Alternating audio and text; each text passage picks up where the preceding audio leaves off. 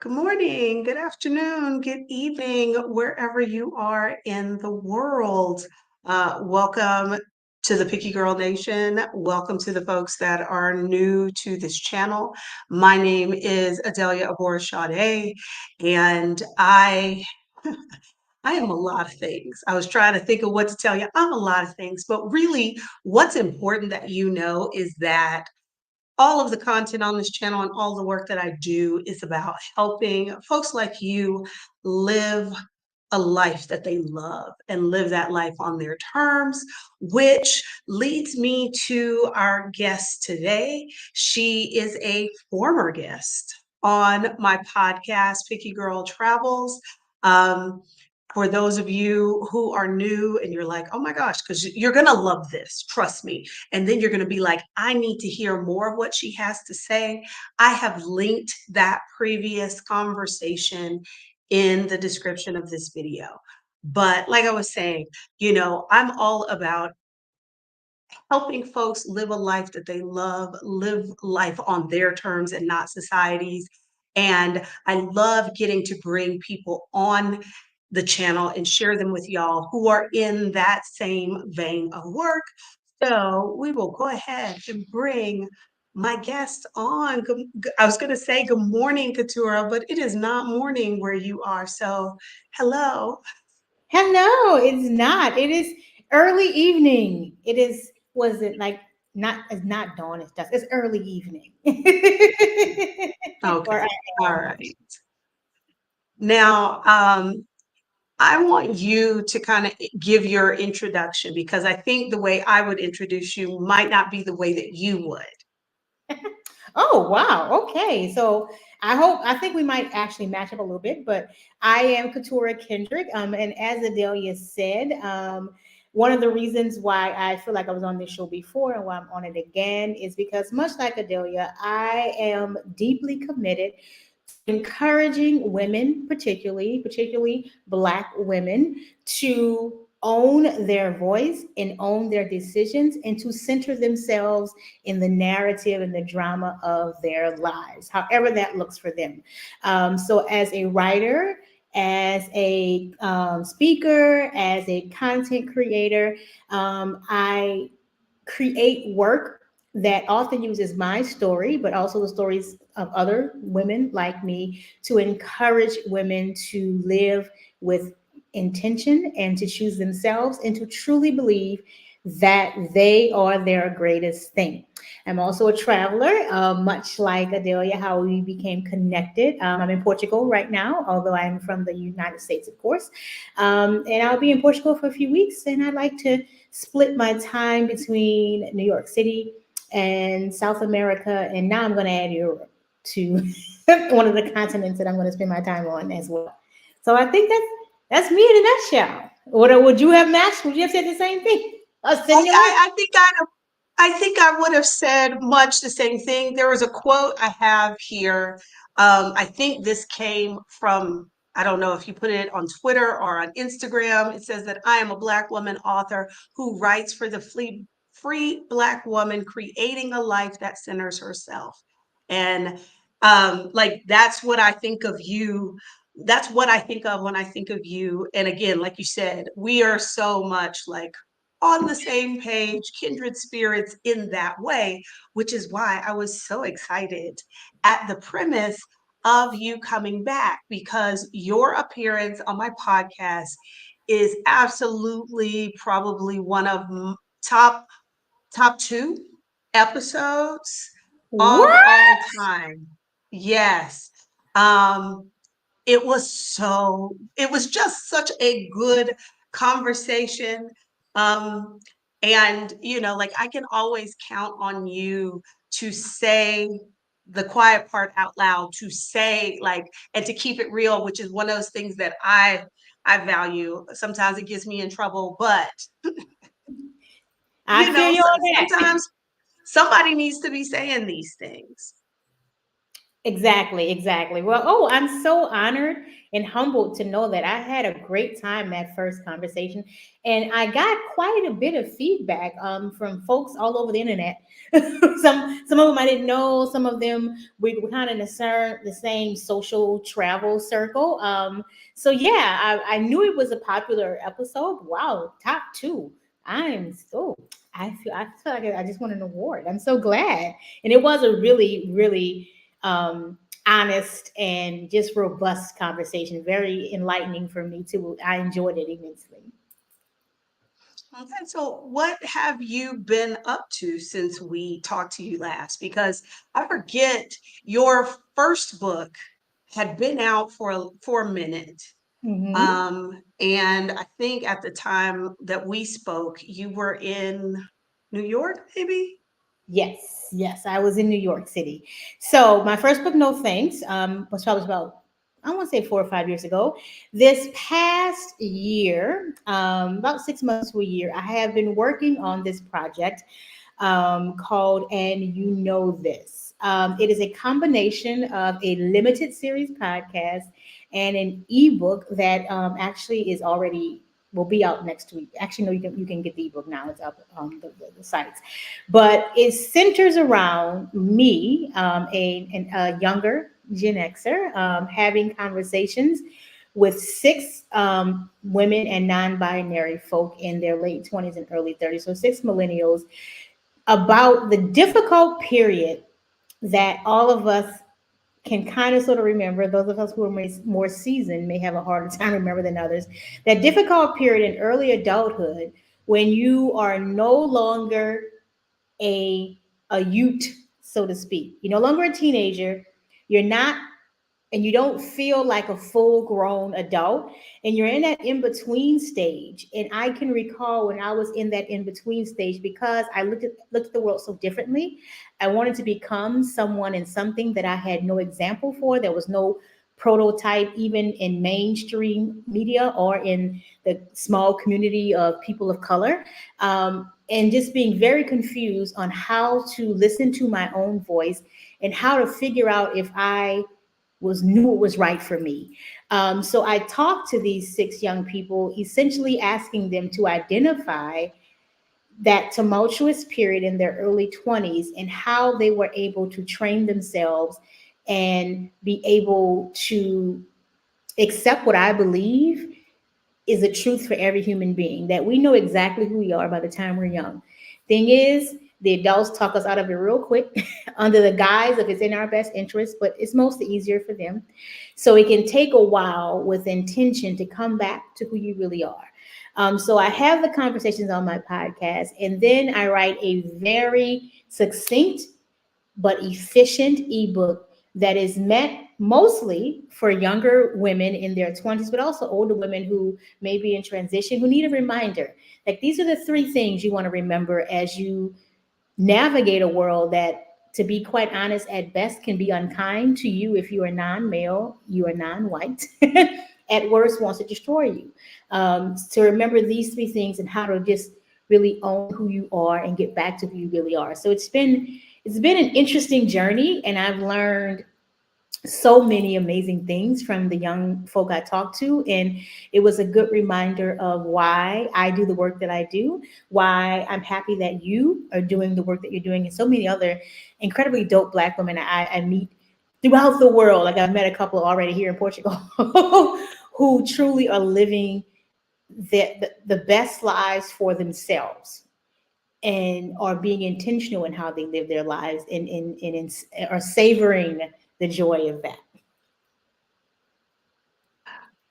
I know you said that this book is really intended for younger people, like people in their 30s, 20s.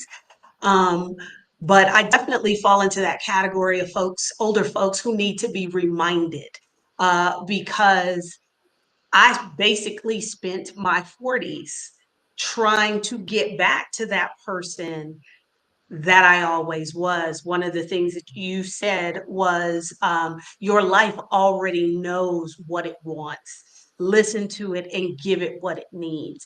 And that is one, I think is low key profound.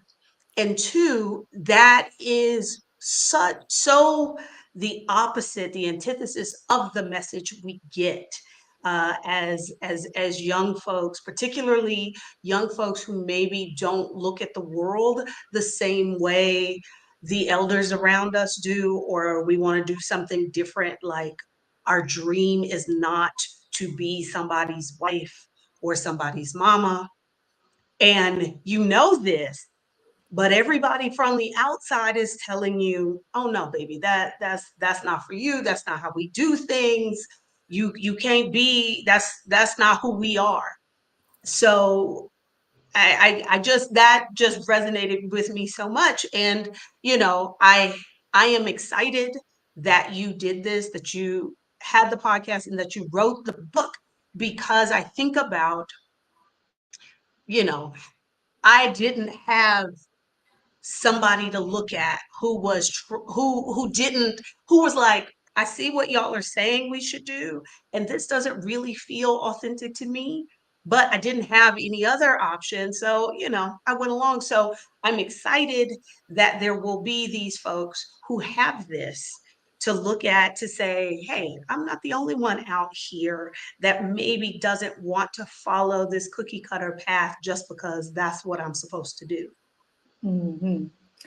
Yes, beautiful. I appreciate it. And I think the several of the young folk who I talked to and whose stories I summarize and sort of weave the common thread that I was seeing between the folk I was talking to, several of them sort of intimated that same concept. So one young woman had a dream job. You know her; she was on your show, actually, Nikki Banks. Yes, she had a dream job.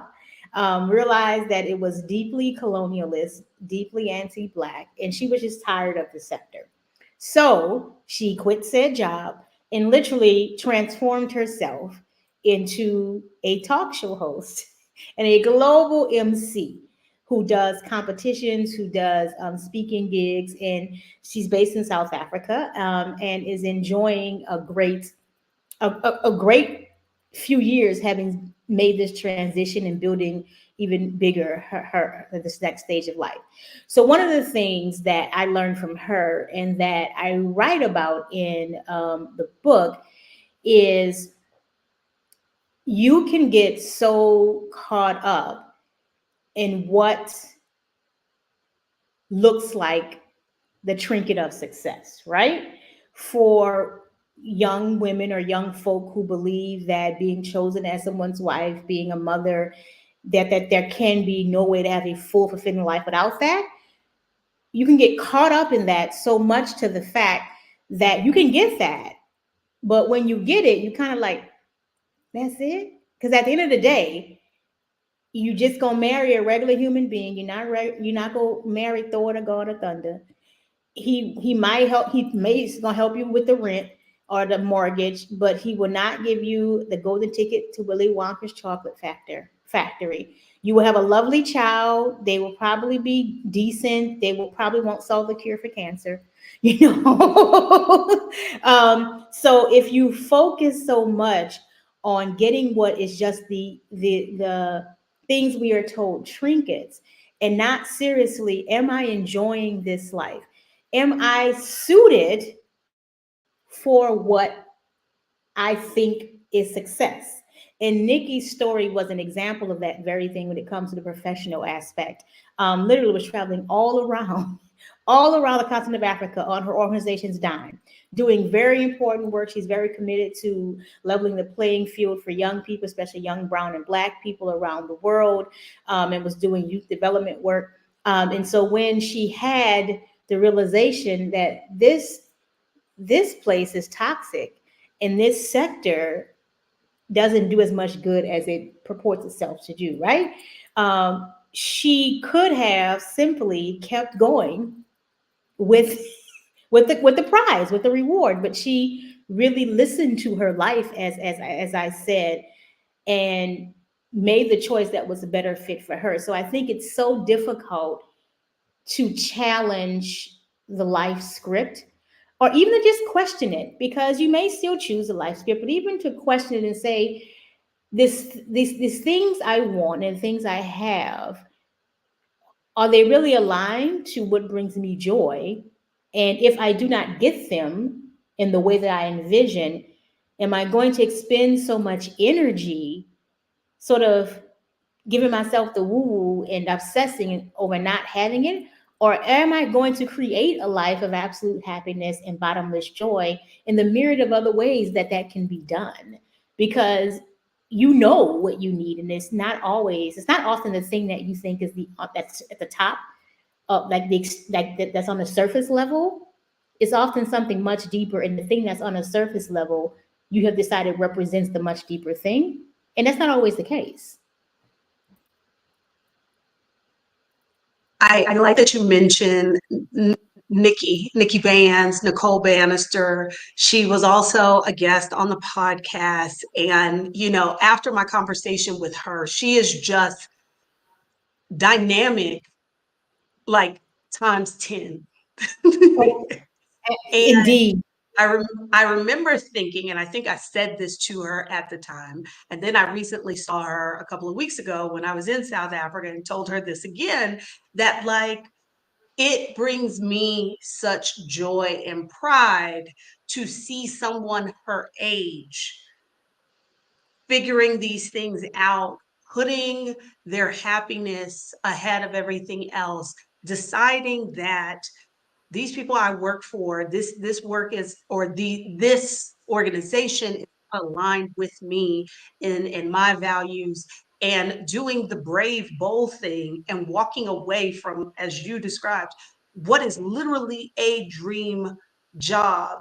I I and that's another thing that I like about this book is seeing younger folks in their early 30s figuring out what I'm still at almost 50 trying to figure out, you know? So Yeah. like everybody around here, we don't subscribe to that. Well, I suffered, so you gotta suffer, you gotta pay your dues. No, baby girl, I want you to like forego all of that nonsense that I dealt with. Yes, yes, and I mean, I gotta say this. One of the reasons, I'm a teacher by trade. I left the teaching the classroom about 3 years ago, and I work with young adults who do a year of service in public schools in New York City, and I do a bunch of other consulting and freelance writing work. And because of that, it's because of who I am. I have quite a few young mentees who come to me for guidance and advice about all manner of things. And one thing I can truly say is the narrative that I think women our age often were told to just accept. And if it didn't really work for us, then make it work, because what else you gonna do? Or people have done worse. I mean, are you gonna die if you did you die if you do this thing that it didn't really feel right for you? You're fine, right? A lot of them, I won't say that they are challenging it, because I do think they're still. That's one of the things that became clear to me with one of the person, one of the women I interviewed for, and this, there's still a lot of pressure, and I think there's still a lot of social conditioning for a lot of young women, especially women, cis women who also are heterosexual, to be anxious about being chosen. They may delay it a little bit, and instead of like, they're not necessarily having panic attacks on the cusp of 30, but they are thinking, oh, what if this doesn't happen for me, right? But they, in many ways, are a bit more ambivalent and a bit more skeptical of what it means to take on this life that the previous generation, and they have so much evidence of it now, the previous generation didn't necessarily, as a group, thrive from. Like that, I know that's an overarching statement, a very broad statement, a very broad brush, but I think the mentees I have who are in their early to mid 20s, who, another reason why I want to do this project, and I've sent them the link to this, it's an ebook. I want to make it as accessible as possible. Like, just download it. It takes you an hour to read. There are 3 big takeaways that these women have to say. Take this, right? So I've sent them the links to the ebook, because I think they're like, I don't know if this particular way of doing the script works. I still want the script because the way the world is set up, it's easier to go ahead on and be conventional, right? But I don't know if the way it's been modeled to me was worth it. So I think for a lot of them, they want to jig up the patriarchy. They want to sort of reassemble it, or they want to, ask for a higher price, or they want to do it a different kind of way. But I do think, and that's one of the things Marianne is the young woman I talked to about this particular topic, has some incredible insights, especially as an East African woman. That's one of the things that I had to sort of really face. It surprised me that there still is quite a bit of social pressure to be a good Black woman who still have her little job, still can travel with her homegirls, but who centers the nuclear family, but especially centers men. There's still a lot of social pressure for that, and a fair number of young women who don't yet know that is not in their best interest, I guess. And I was planning to say this later, but I need to say it now before I forget. Like you were saying, that there's still, like, despite it being 2024, there is still this social conditioning and this pressure. And in the last, let's say, week or so, given the things that we are seeing in the news, we've got the Chiefs kicker giving that speech at the Catholic University to the women about, like, I know y'all just got a degree, but Fuck I it. know Fuck what's that really going to degree. make you happy. Not this degree, but when you get a man and you are somebody's mother. And then I think about the whole, what is it, Project 2025, and all of the things that are being changed systematically to reduce the public role of women, to roll back the rights of women. And I was just thinking this a few days ago, like, there are lots of women online right now saying how, like, no, I have chosen this life, I am firm in my choice, blah blah blah. But I was thinking, what happens to the daughters? Like, how are we going to remind them that making a different choice than the traditional one is okay? And, like, so I think your book kind of serves a place in that, because I do wonder what it is going to look like when so many things, so many forces are at play to get us all back in somebody's kitchen. You know what I mean? Yeah. Yeah, I think we're living in very exciting and frightening times, and it's weird to have that duality. Like, it's no accident that this this football player, first of all, why is the football player giving the commencement address? Okay, that's weird. Anyway, this football player literally goes to a ceremony that exists for the sole purpose of celebrating academic achievement. And academic achievement, especially the gaining of a degree, is almost directly linked to employment outside of the home. So he goes to a ceremony essentially saying, we here to clap because y'all can get a good job. And then he says to these female people who are there to be celebrated, fuck this degree, that's cute, but essentially you'll be at your best when when you do like what my wife has done for me, who has built me up, and I'm the man I am now because of who she is. So when you find you a man who's worth doing that for, and then get your little job that doesn't take too much time and too much headspace, you can raise these children. That's really when you're going to be happy. That is no accident that it's coming, what, less than 2 years after we overturned Roe v. Wade, 50-year-old legislation that was overturned quite unceremoniously. Like, I'm still like, nobody burned down the fucking Supreme Court. Like, them people still just going to work every day. Like, when they literally just ripped away a 50-year-old right that every human being should have to control their reproduction, right? So that is all occurring at a time when in developed nations, both the marriage and birth rates are plummeting and have been for decades now. Even in the middle of those decades when it stabilized a little bit, it wasn't long before it plummeted again. I think there was a story coming out of Korea about all of these 20, 30-year olds essentially saying we will not be married until y'all do something about these men. We will not be having children until y'all actually make it worth our while. We're not doing it, right? And that is in several big Asian cities, right? So there are women who, even if they've made that traditional choice and they've decided to center the nuclear family, whether that be get a job, but the job is never as important as the husband's job. So I'll get my job that makes it easy for him to have his job. But what's important is that I'm able to be the engine of this family.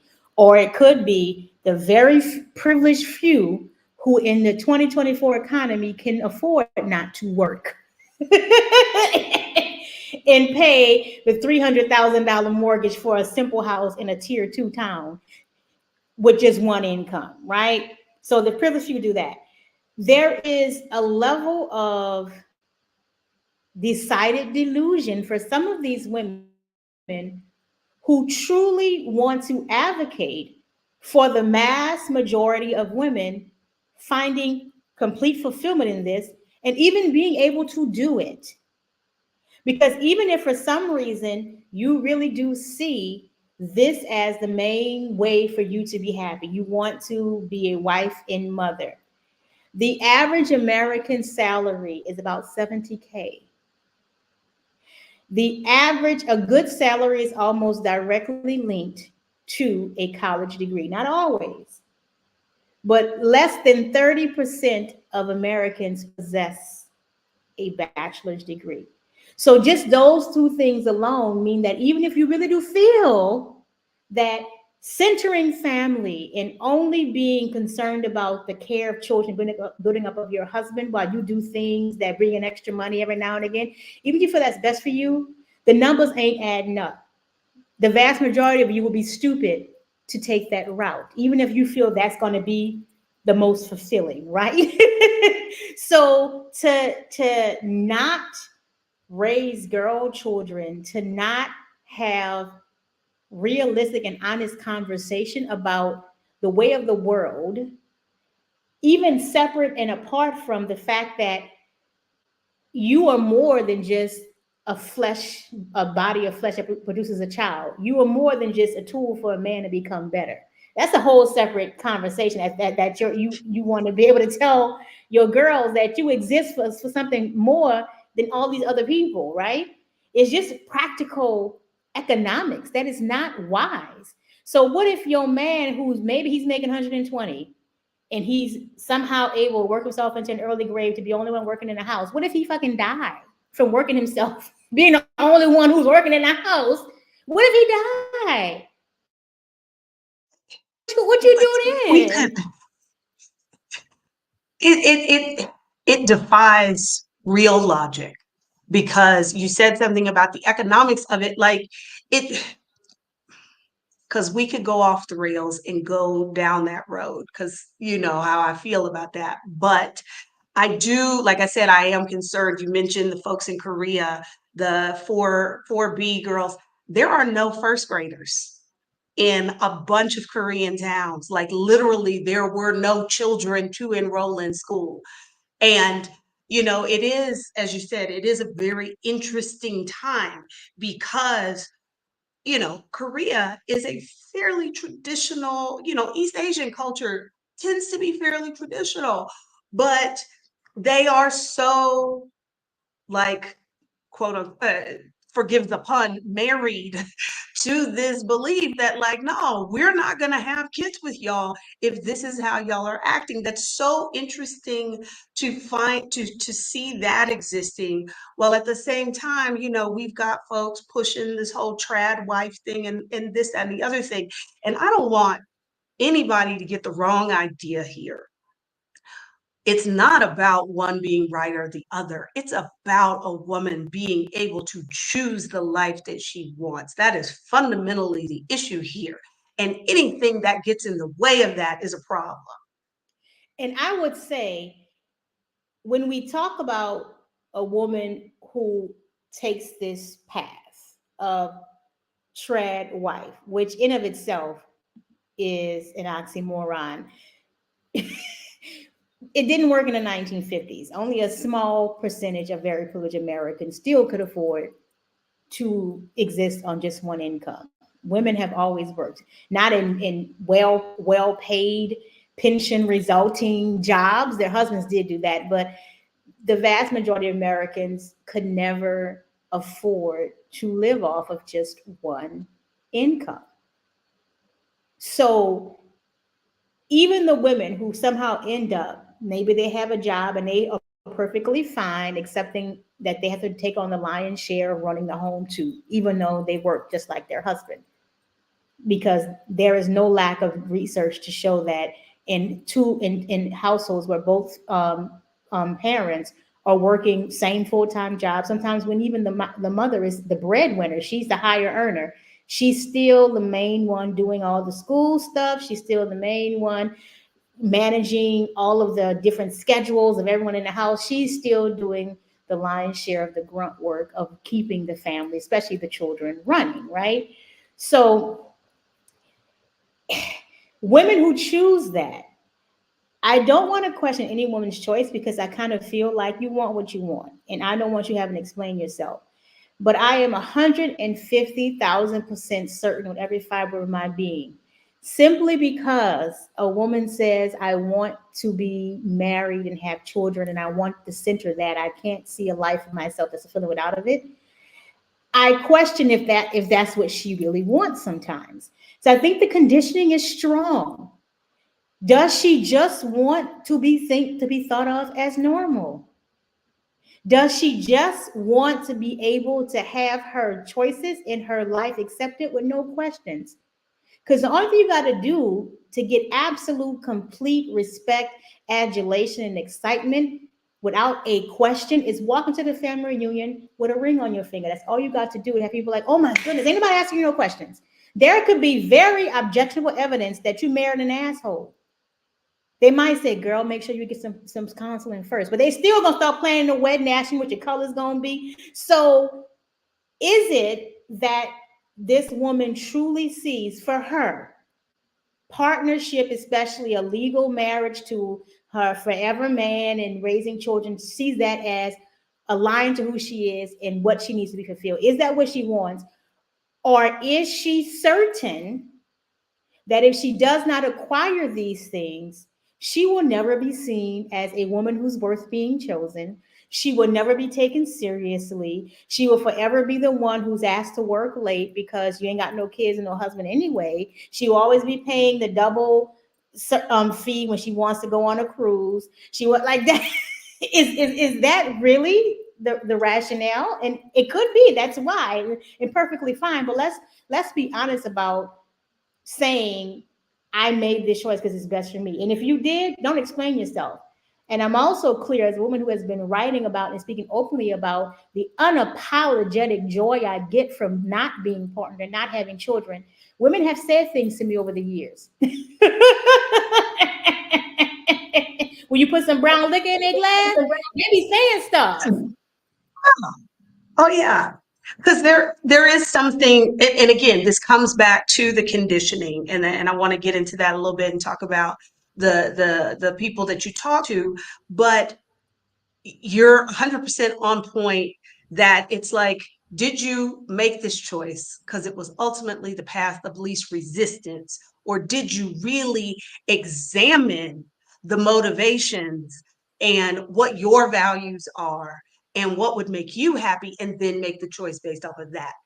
Because, you know, we've not been conditioned, particularly for women. Nobody cares about the happiness of women.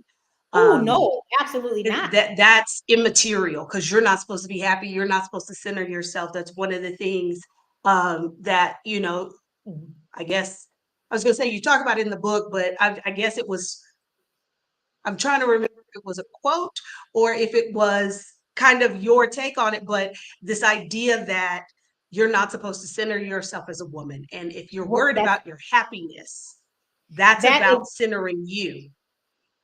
that's exactly what Ro Pena talked about, and in the book I focused on that main point because that takeaway for me blew me away. Because here's the thing: Ro is one of my former eighth graders, and back in eighth grade, she was Rosiel Pena.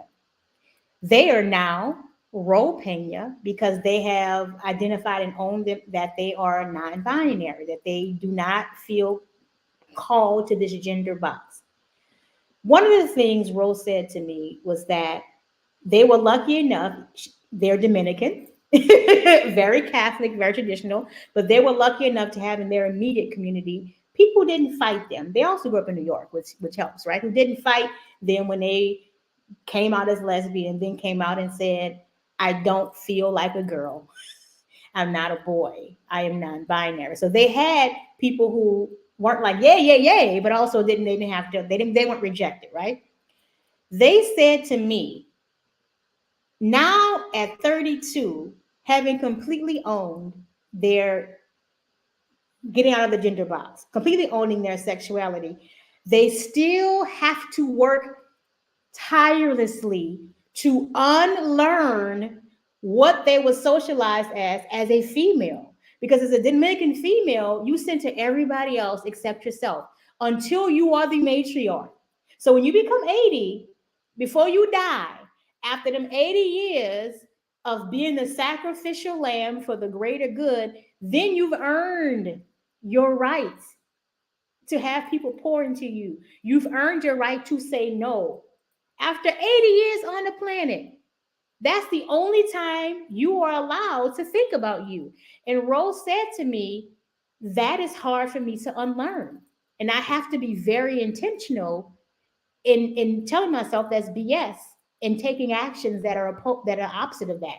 So this she and also Marianne Mesfin talked about this. Marianne is cis, identifies as female as well, as being assigned female, heterosexual, East African. And she said similarly that one of the things that she has learned and that she appreciates from her life is the fact that she has never centered men. Although she would like to be in a relationship, I'm still not sure where she is on the children thing. I think she's more childless. You know, if it happens, cool. If it doesn't, that's fine too. But she's not necessarily child free like I am, right?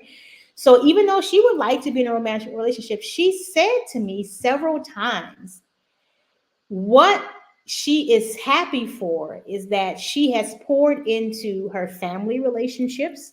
She has poured into her female friendships because while she doesn't believe we should go through this life alone, that no one is meant to be alone, she doesn't also believe marriage and romantic partnership means you're not alone. Meaningful partnership doesn't have to be nestled in romantic relationships. Her sister, she Well, just moved to Canada to be with, is her meaningful partner right now. the loneliest I have ever been in my life was when I was married. That is probably the only time I've ever been lonely. So, And yeah. there is a social scientist. I can't recall his name right now. I started writing a preliminary chapter for another book I'm working on, and I read his research, and his name has escaped me now. But he did a several years wide study on single people and this dogged belief that we all are dying of loneliness, that it's not healthy because we lonely.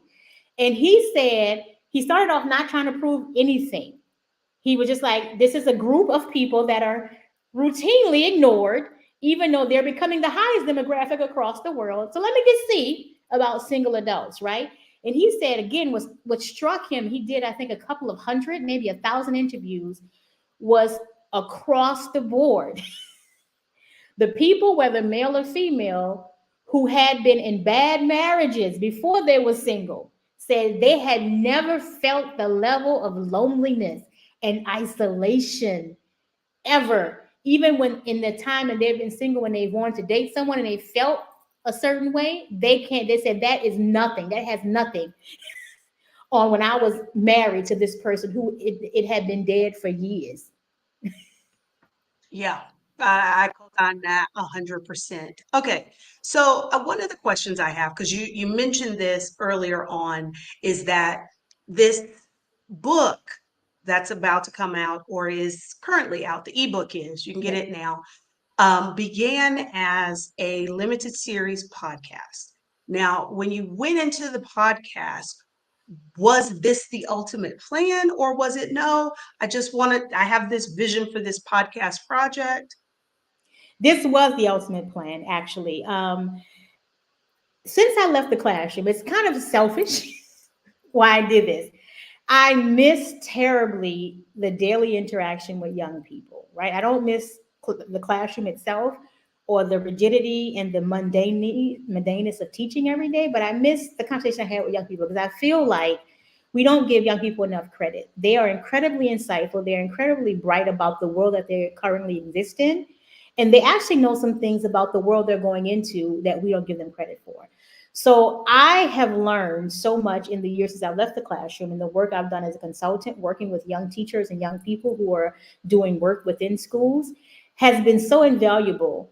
I wanted to be able to have a conversation with them because on the cusp of 50, there are so many things that I am coming to own and lean into full throttle about myself.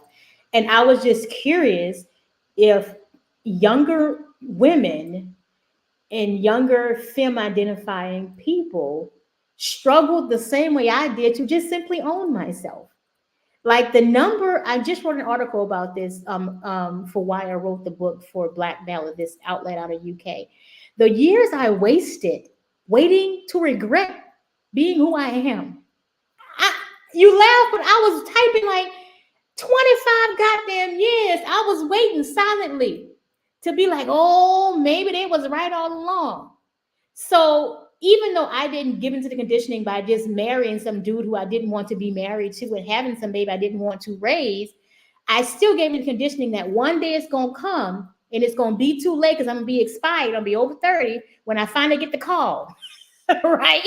And then nobody gonna want me, right? I kept waiting for that. And I just wanted to know if younger women existed in a world that still put that pressure on them.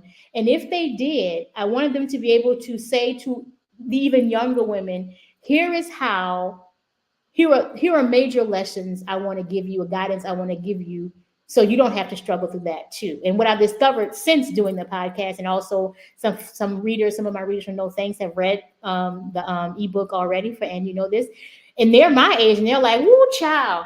I don't know how you think it's just for 20-year-olds. Shit, I'm 60. I'm gonna need you to do a part two." You're on mute, by the That's way. what I'm saying. I know your intention with this book was to serve that demographic. But hey, anybody watching this, whether you're here live or you're watching from the future and you're watching the replay, I would say this is a book for all of us because some of us need the reminder, or for some of us, like, had I read this book when I was 40, Ooh. a lot of the gnashing of teeth and worrying about, I am blowing up my life because I am determined to live it in a way that makes me happy. There would have been a whole lot less of that because I could have seen like, oh girl, you're just trying to get back to who you are before society told you who you needed to be. So And you yes, I would always agree with knew it, them. Adelia. You Yes, always no, knew it.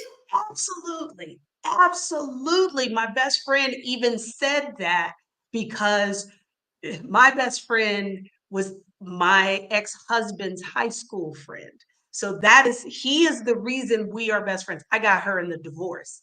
And so for the first 20 years of our friendship, she didn't know Adelia Borachade. She didn't know that girl because that girl had been pushed down because I was pretending and trying to be this other person. I thought, and she was as in the 10 years, 9, 10 years since I've been divorced, she's like, you were so in high school, like, because she's finally getting to know who I was all along, and that absolutely Yeah. people. I've said this particularly after raising my children.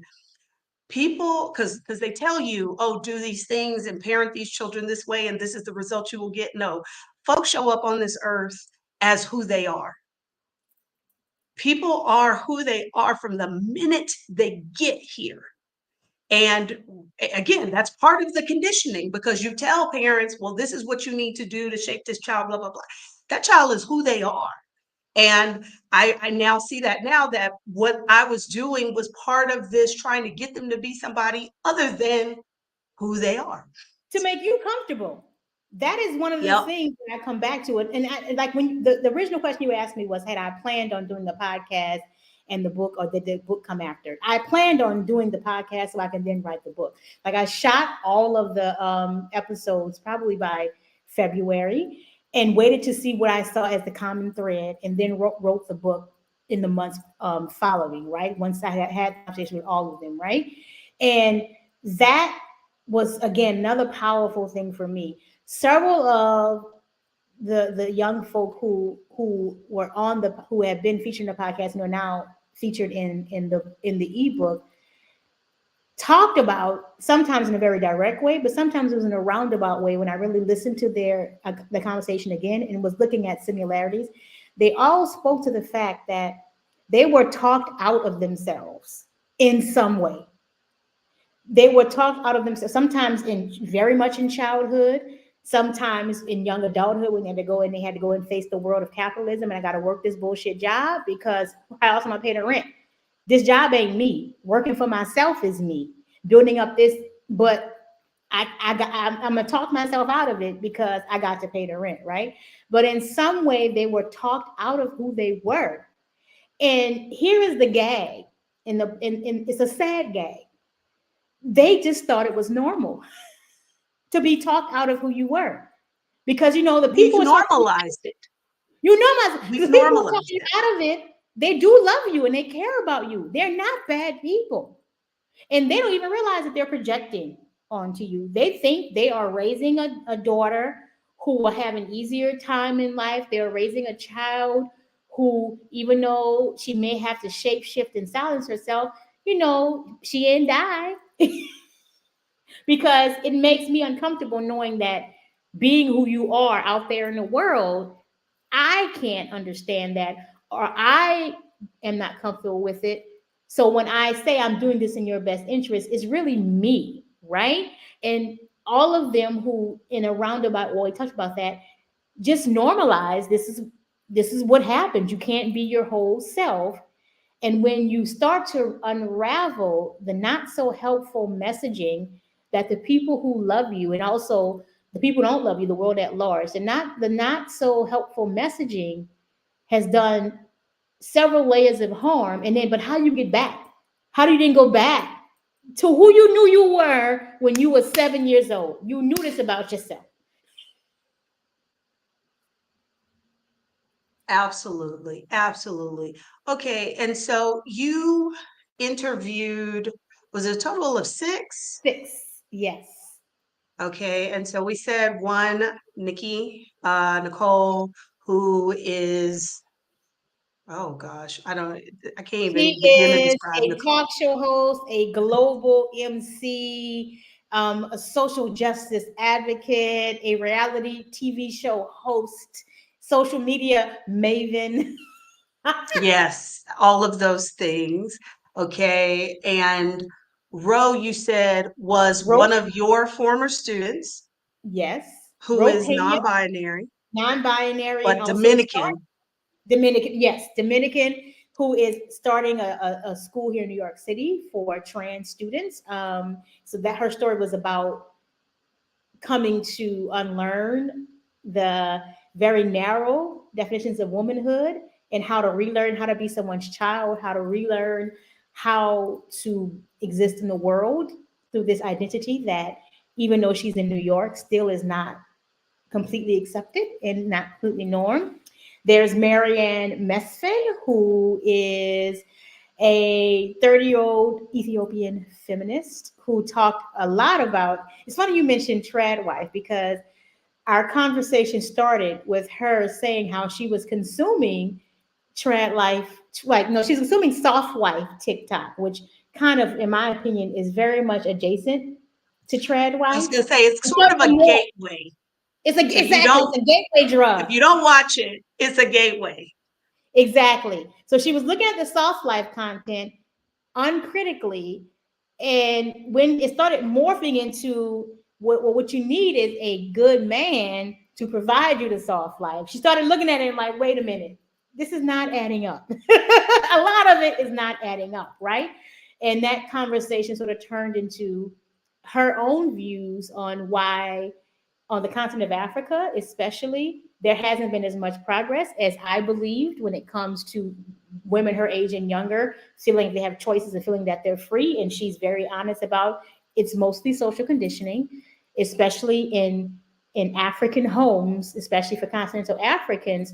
There really is no other way to identify, call yourself a woman if you do not have a husband and children who are under your care. There's no, that's the only path to adulthood. You can also have a good job, you can also work. They want you to, parents want their daughters to get fancy educations, but you cannot be an adult without this package, right?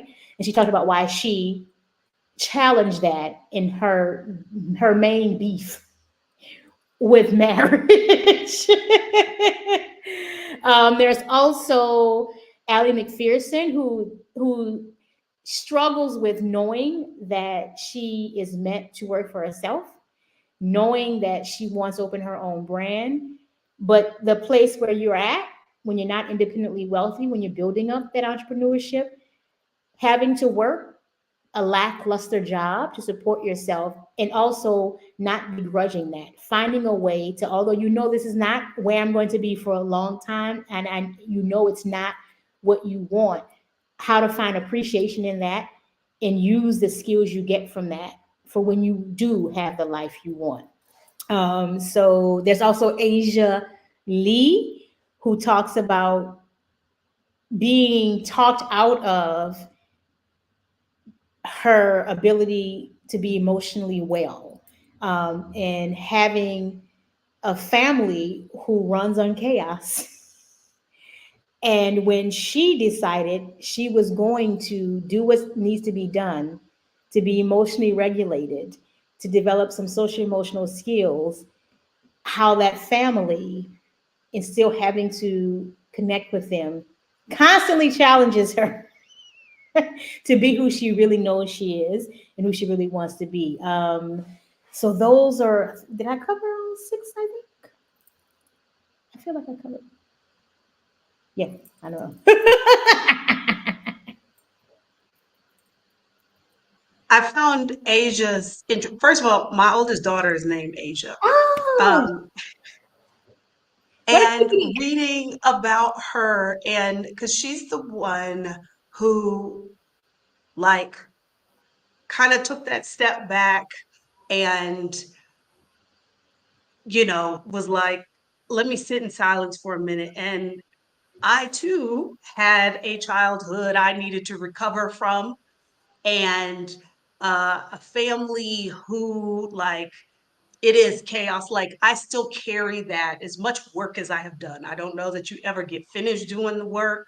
I can at least function now, but there's so many things that I'm like, well, why am I like this? Why do I do this? And I'm like, oh yeah, it's so no. Asia's story like really hit me. I was like, if I had had the wherewithal that she had at that age to step back and say, no, this is not working for me, and I need to focus. Oh wow. Listen, that's the one thing I can say that I feel confident saying we have made progress in with these with the younger girlies. Therapy is not a cuss word. Mental health is not a what you mean kind of thing. Not all of them, because both Asia and I forgot Saul, who was one of my favorite interviews. Both Asia and Saul talked about going to therapy, and they brought it up pretty casually. And they talk about having conversations with friends about therapy. So not all of their friends are doing it. Like part of my interview with Asia was her talking about a friend who she is trying to convince to at least go to one session because, girl, you wounded. You're not over all the shit you think you're over, right? But they at least talk about it. And Asia, especially, search for one. Like this didn't make it to the interview, but I wrote an article about therapy and how to advice for young Black women trying to find a good clinician. So I used some of that interview and talked to her more, did a follow up conversation for the article. She literally had a horrific first experience with a therapist, a white man who tried to diagnose her with bipolar disorder. Now, after her chaotic childhood, after her sensing something ain't right here, she was reading about social emotional skills and that help, and she's like, something's not right. So to go and look for help that's still with her and her family is unheard of, right? Maybe in her social friend group, they wouldn't have shamed her if she said she was going to look for a therapist, right? But she goes to look for a therapist, and he basically says, I think you may have bipolar. For many people, that would have been it, but not Asia. She was like, no, something ain't right. If I am going to be the Asia who I was in eighth grade, because she's also another former student of mine from eighth grade. If I'm going to be that Asia, I got to do something. So she looked and she found someone who was better, a better practitioner, and who didn't just make assumptions about her because of her incredibly adverse childhood experiences that she was dealing with. She and Soul didn't have an adverse childhood, but she was doing what a lot of 20 somethings were doing. She was just trying to, find happiness in a series of girlfriends that didn't work out. Then she was quitting. She said one job she had for like half a day and she quit it. And then she went and got another job. She quit that one. She was just searching for something because of, I think, even if you had a pretty stable childhood, young adulthood, the world is crazy. It's a crazy thing to figure out. And you're going into the world as a 24-year-old. It's confusing. So she just had this chaotic way of being. And she was like, she went to a therapist, and the therapist was like, sit your ass down. Sometimes that's what They're you not need to hear. exactly. I think that is something I can say. I'm relieved that we have made humongous gains in these millennials and Gen Zers seeing the benefit of mental health and not being afraid to admit they need it and not shaming their peers. Like they'll be the first ones. You need some help. Well, I think my nephew, I think the term is my mental ain't right. TD, my mental ain't right. I said my mental is not right now. Like he will tell me that in a minute. Something that stuck out to me was like where they were talking about, kind of like this chaos and like trying to make sense of everything in your 20s, sort of being this mess, and you're allowed to mess up. And I thought about how all of the messaging, all of the conditioning we get is you're supposed to have this all figured out by the time you're 30. And if you don't, that says something about you. We're and first of all, it's a lie because ain't nobody got any of this figured out. We're all making it up as we go. But we are fed this message that you're supposed to know what you want to be, what you want to do. You're supposed to have. So I think about the pressure that then puts on somebody in their 20s when, you are messing, quote unquote, messing up, or like you walking away from this job after being there. Because I see this meme all the time. Like they talk about Gen Z, will be like, oh, the vibes ain't right. And they'll leave the job same day they started.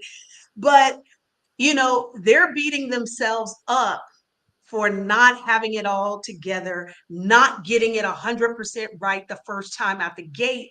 And that's like a false standard that it's unrealistic. It's a lie.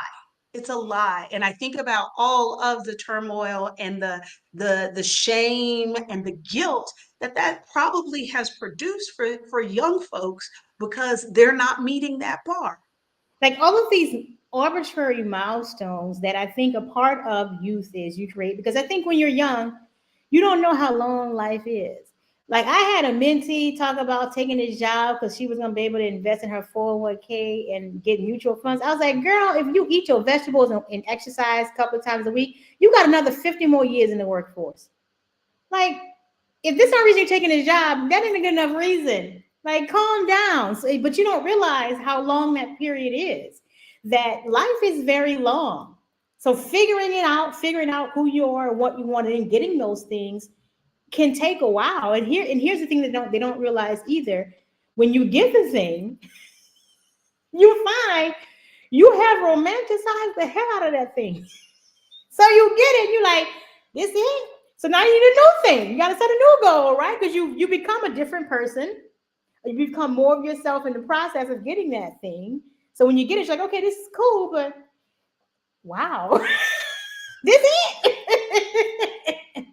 You hit the nail on the head with that because and I think there's something caused when they get there and they're like, oh, this is not what I thought it was. It's not giving what I thought it was going to give. And then they feel bad because it doesn't meet the expectation. Instead of saying like, oh no, I was fed a bill of goods here, it is like, oh, there must be something wrong with me that I I made the don't wrong find choice. this. I didn't do enough research. I didn't, yeah, yeah.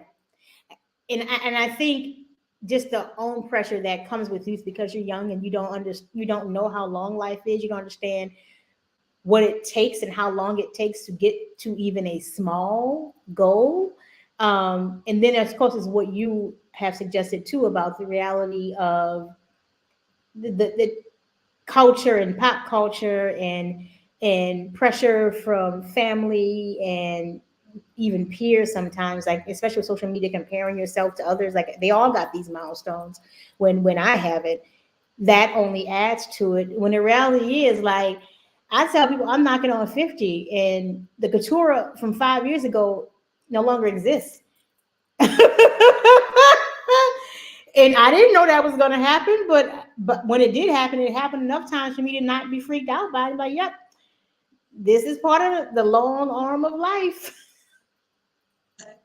That is one of the things that I have been saying since I turned 40, that it was more of I was thankful that I had the opportunity to be able, that I was still here, that I had the time, that I could make some changes, go after things that matter to me, whether, that seem very insignificant maybe to other people. But when I think about how I want to spend my time on this planet, this is the way in which I see myself being happy or having joy. And so, yeah, life can be very long. And Indeed. again, because if you got to have it all figured out by the time you're 30, then you mentioned this other one, as you mentioned this earlier, as a woman, basically your expiration date is 35. You know who gave me So, that term? Marianne gave me that terminology during our podcast conversation. She was like, you're going to expire at 30. Your expiration date is 30. And I fell out laughing. I'm like, that's exactly how it's framed. Like, you're going to expire. it, what was it? Showed up on my timeline yesterday. Vivica Fox, who's about to be 60, Oh, the really? quote says that she is ready to get married. And so she's gonna look, like she's open to that now. And then in the comments, there are men, oh, good luck with that. It's too late. You should have been. And I'm like, oh, y'all. But this idea, like, she doesn't, if like, because it is now at this point in her life that she desires that kind of relationship, like that there was an expiration date on it, like, oh girl, you should have did that 30 years ago. And No. here's the thing. She's probably not looking for a 30-year-old. If she's trying to marry a 30-year-old man, yes, that's ridiculous. So I'm assuming someone in her age range, somewhere from 55 to maybe 7-ish. So if he is single too, I don't know if men really do believe that there is just a long line of 18-year-old virgins who are waiting They for them do. just because they have a little bit of money. Like, They do. In my doom scrolling this morning on IG, there's an on the street interview with this dude. He's like, "How old are you?" He's like, "I'm 43," and he says, "What's the youngest girl you would date?" And the man says, 18. Okay, first of all, it's a given you should be dating folks under 18, right? And then the person asking him these questions is like, okay, so like, like what do you bring to like why should somebody that young be interested in you? And it's the way he answers those questions. It is like, she's an adult, she can do all these things and I can do these things, but it's not about like they're low key, they're not interested in women their own age. They're interested in women they can boss around, that they can control and they can manipulate, but we could be all day if we go down that road. But yes, a 60-year-old man saying, I am looking to settle down, would be looking for a 30-year-old wife. Whereas I would but here's assume the somebody thing. like Vivica is not trying to be bothered with some 30-year-old. And the 30-year-old wife, unless he truly is life-changing wealthy, a 30-year-old won't be bothered. So the fact that you have a good pension from even your good, maybe you work for IBM, you got a good pension, that is not enough to change a 30-year-old woman's life for her to decide she's going to be your hospice wife. If you truly were wealthy, like had some generational wealth, maybe you found some way to have several $1 million in some funds as you retire, that could be the carrot. But if you're just a regular old working class dude with a little retirement check, why do you think 30-year-olds, there's like maybe a couple of them, but you think that the playing field is level for you? You too will be dating within the 50 and 60-year-old range. You said it. They be looking for a hospice wife. That's really what that's about. And that costs money. Um, Why would a woman in the prime of her youth, up until 45 or 50, you in your prime, why would she commit herself to that kind of care and not have the fun and privilege of a youthful partnership and all those milestones that come with that for your pension from the post office or whatever business or company you worked for 40 years? Like you getting maybe 3-4 thousand a month from your pension and your retirement. Why would she give up her youth for that? exactly. There again, the logic they be using is so out there. Um, there was something else I wanted to make sure that I asked you. I'm scrolling back here through my notes to make sure. Because we talked about who the book is for, although I think it's for everybody.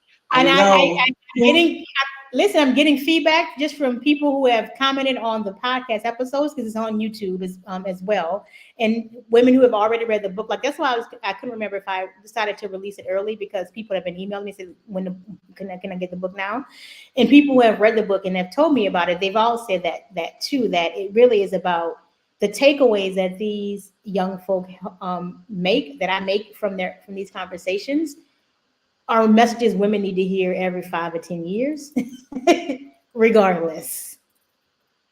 I absolutely agree with that. Now, did you the 6 people that you interviewed, was that like when you set about to do this whole project, were you like, these are the ones I gotta talk to?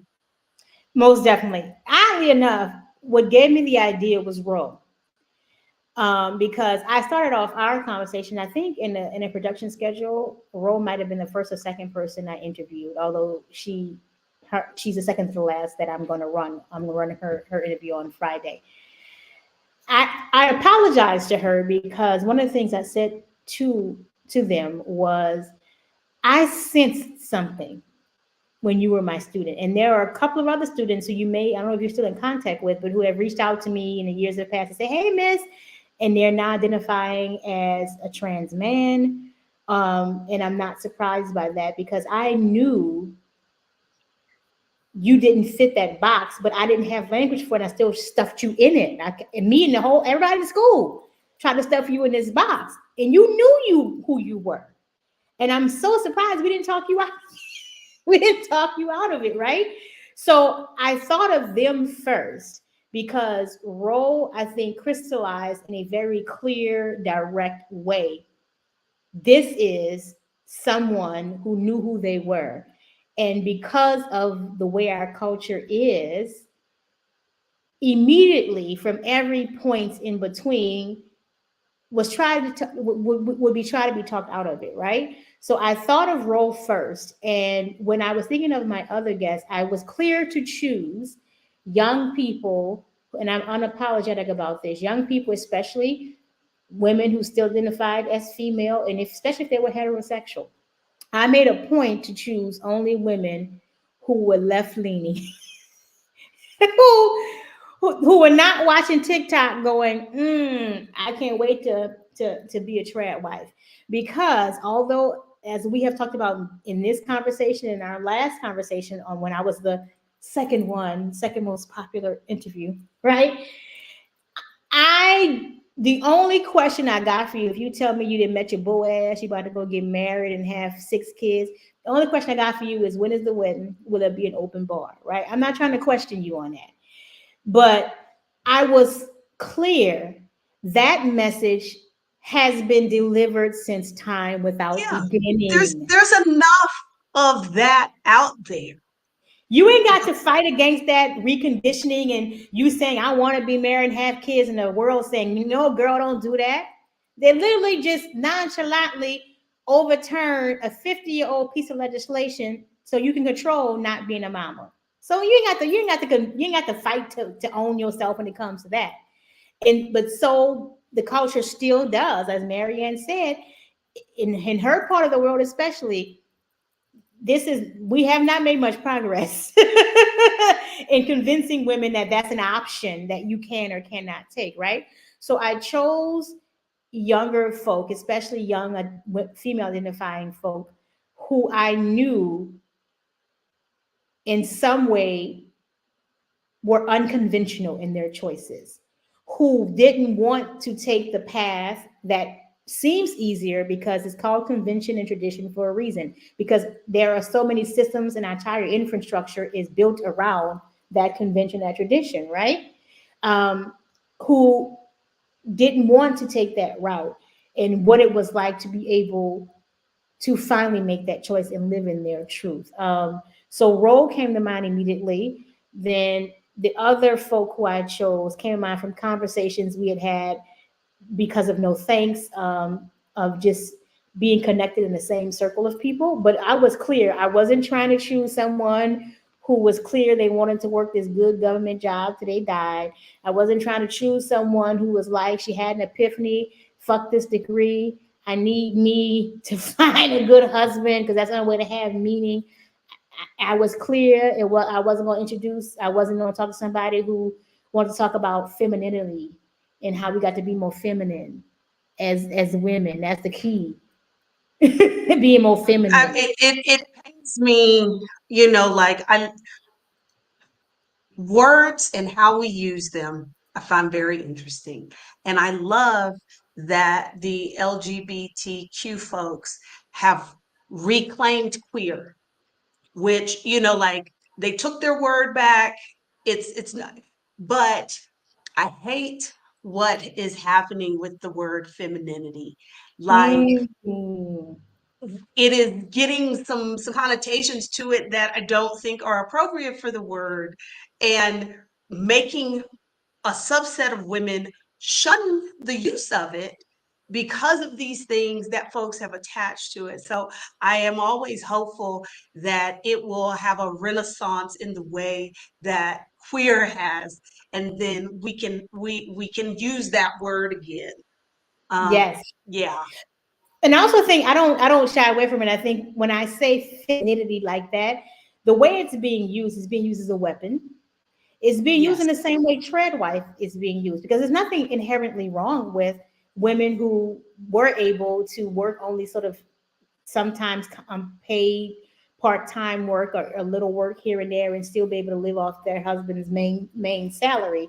There wasn't anything wrong with that. There is honor, and I'm sure there were more than a few women who were quite content with that. But it's used now as a way to put women in their place, as a way to say there is only one way to be a woman. It's this narrow way, and shockingly, it benefits everyone else but the woman most times than not. Boy, say that again, because that is a word right there. There's one way benefits everybody else except the woman. It's funny how that works out. Whenever the way they're using the word or the term or the role and romanticizing it and using it to shame women who are saying, I don't want that, but I'm still a woman. It's all, I never hear, like when the word female became sort of bastardized, right? I've never heard men who use the word female as an insult say, these females out here cooking dinner every night, these females out here taking care of their No, kids and making sure they don't. It's always female when the person is doing something that doesn't fit this definition that serves somebody else. These females more worried about their damn degrees and their dogs than they're worried about getting a good man. These females out here showing their titties and twerking, right? That's when they use the word female, right? yeah, no, you're right. You are 100% right. Wanting I femininity is, am I am so glad that you did this. oh, Um, I really, really am. The last visit I had with my grandkids, my daughter went on a cruise, and I got to watch all three of them by myself. Um, which yes. I have not You done were that glad in like 20 years. you were glad Um, when it's over, but you enjoyed it while it was happening, right? I mean, yes, yes. But I when I came back home to Mexico, I said to my roommate, I said, it's very frustrating. Like, I have all this knowledge and all this wisdom.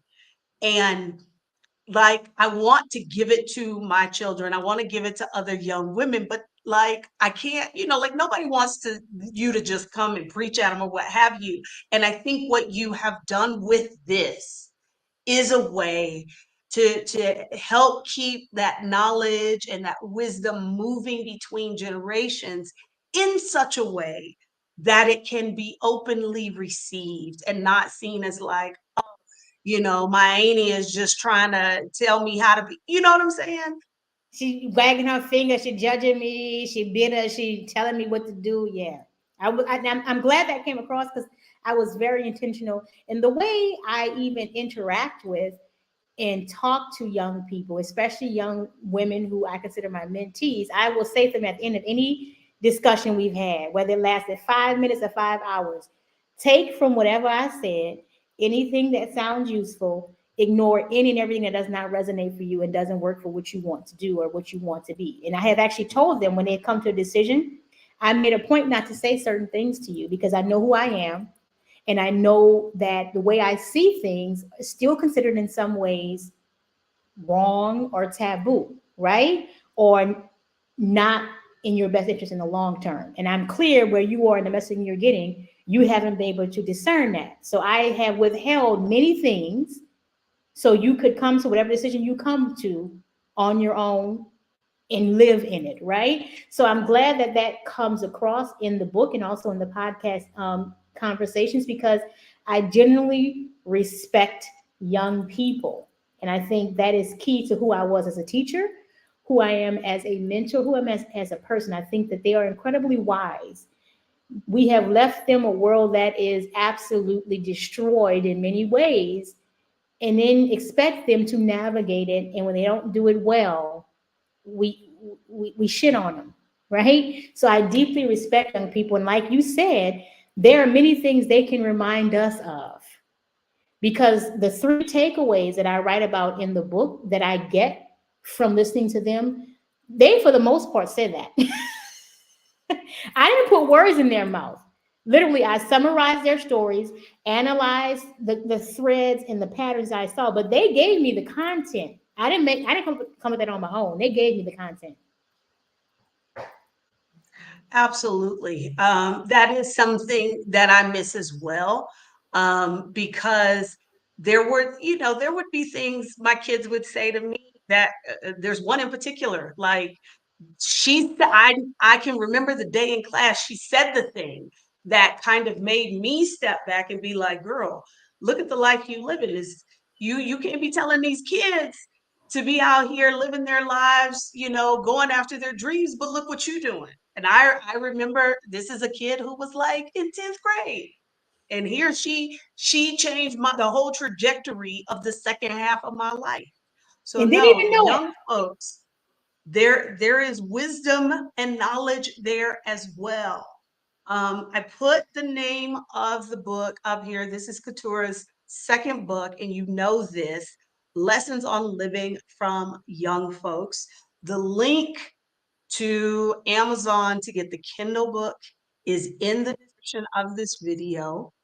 Um, I think this book, if you don't get it for yourself, there are some nieces, some internet nieces you got. There is some young person in your life that you're like, because I think that's really the brilliance of this. Is it's one thing to hear your internet auntie who is pushing 50 say something. It's another thing to have folks who are in your age group put voice to these words Mm-hmm. and say the quiet part out loud and say, like, I didn't like this, and I felt like, like I felt like my life was a mess, and this is how I worked.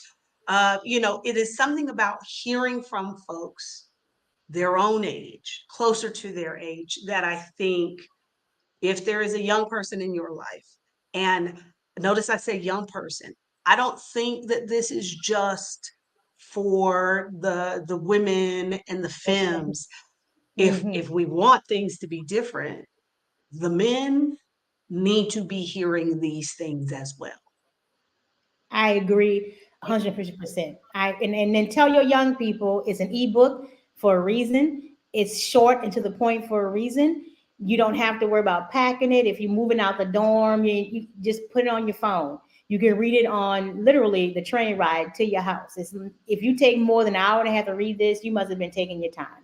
It's quick and to the point, and it gives you the three major takeaways. And as Adelia said, not just for young women. I think what young women have, especially women who are of color, have so many multiple pressures on them and so many multiple harmful messages that I tend to go to those first because they give us the cheat code because they have so many multiple conditioning and messages, right?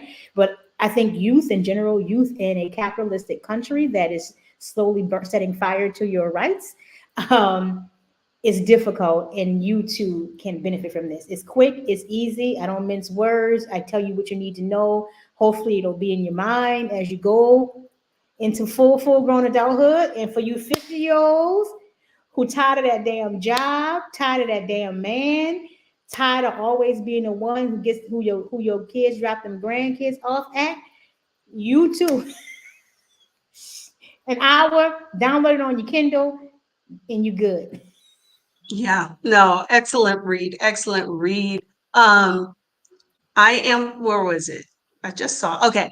So what is, excuse me, what is next for you? Because Marcia thinks like Oh, there's just maybe, a townhome. there might be another calling for you. What else do you have going on? I'm a Gemini, and I find it hard to repeatedly do stuff over over a series of time. Oops, my camera went down. Um, I'm promoting, and you know this. I do sometimes do IG lives where I talk. I'm going to actually do an IG live next Friday about my time in Portugal, actually, because I'm certain I'll be relocating here as my next place to live. So I'll do a live about that. But for the most part, If you go to my website, keturahkendrick.com, you can connect through all my social media with me there. You can read some of my other work. I'm a freelance writer as well. You can look at some of my other interviews I've done to satiate you. I'm trying to become more YouTube friendly. I tend to hang a lot on IG, so I might do a something or another on YouTube. But for the most part, if you want to sort of access to my other thoughts, my other ideas, my other inspirations, my preaching and running off on rants, you should probably start at keturahkendrick.com, which is the portal to all the things. And I appreciate you, Marsha, Um, for taking all meeting. there are lots of folks in the audience today for the live who are very thankful for the work that you do and for conversations like this. If you are watching this and you are not subscribed to this YouTube channel, you should be, because this is the kind of talk we talk on this channel. In addition to talking about like the travel and the finances and the other stuff, because to me it's all part of the same. Okay. I wanted to make sure that you saw this, Free Black Lady, read Um, your other book, resonated with them on so many levels. yes. Um, I am so proud to like be in your space and to know you on the internet. I'm like I said, I'm so glad that you did this Oh, because thank you. it needs to be there, and I think it is going to make a difference for a whole slew of people, whole slew of Thank people. you. And I appreciate your audience. Thank you, Free Black Lady. Thank you, Jess. Thank you. Oh, thank you. I appreciate you, Adelia, too, because you truly are one of the sisters out here who who's not only committed to your message and to the right people getting the message, you're committed to the work of creating the message and making sure you build up the audience to hear the message, which I have a lot of respect for. And I think you too do incredible work by introducing so many people to women like us, right? Who people, for some reason, oddly enough, still think are anomalies. When I meet women like us, literally all around the world, like I've been in Portugal less than 2 weeks, and I met like 5 or 6 Adelias. I could pitch a rock through Lisboa and hit about 5 of you, Adelia. So the fact that you are making sure that we are visible, we are seen, and again, a very specific message. What you do with your life, your choices is your business. But please do it with intention. Please savor every single moment of your life. And if you're not savoring it, girl, make some changes you can savor. Yeah, what we Savor doing it. here? If that's not what we doing, why are we here? Like what Okay, I'm here let's for be if I'm not real. gonna savor this. If it's not like a nice mojito and some fried calamari, if my life don't feel like that, why am I here? What am I Why are doing? we here? Exactly, exactly. Thank you so much. Thank you guys, those of you that joined us live. If you are watching the replay, feel free to leave your thoughts in the chat. Make sure you go out, you pick up the ebook. For those of you that are thinking about a young person in your life, there is a feature on Amazon that you can gift the ebook. And, I saw Marcia's question about like, how do I make it not come off preachy? Like, maybe you just say, look, this is less than an hour of a read. It is, That's why it, it's short. You like, that's why listen, it's short. you got an hour waiting for your roommate to go out. Just read this. It's right on your phone. Just go ahead. Okay. All right. Thank y'all. And I will see y'all next time.